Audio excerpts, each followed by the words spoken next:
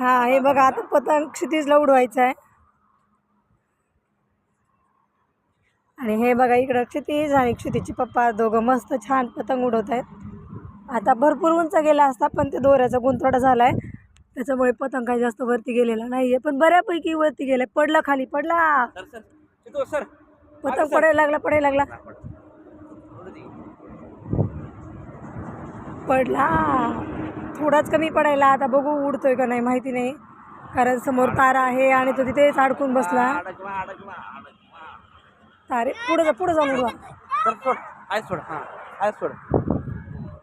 बघा. तिकडं पण पलीकडं बघू शकता तुम्ही आणखी भरपूर पतंग दिसत आहेत छोटे छोटे. तुम्हाला मी झूम करून दाखवते.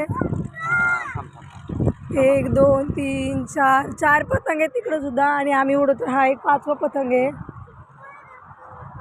खूप भारी वाटते आणि आभाळ पण बघा ना कसलं मस्त झालं एकदम छान. मला वाटलं नव्हतं आज पण एक दुपारनंतर माझा नवीन ब्लॉग होईल पण खरंच खूप सुंदर असा ब्लॉग बनवला आहे आज मी. हे बघा कसलं भारी आभाळ आले आणि तिकडं पण पतंग आहे.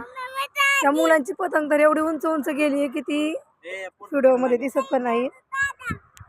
आणि हा बघा आमचा पतंग इकडे खाली पडला कारण क्षितिजच्या हातात दिला होता आणि तो खाली पडलाय. तर तुम्ही बघू शकता इकडे सगळा याचा गुंतडा झालाय दोऱ्याचा आणि तेच हो गुंतडा सोडवत आहे कारण पतंग जास्त उंच गेला पाहिजे. व्हिडिओ कुठे स्किप न करता असाच कंटिन्यू करत राहा आणि आमच्यासोबत तुम्ही सुद्धा पतंगाचा आनंद घेत राहा.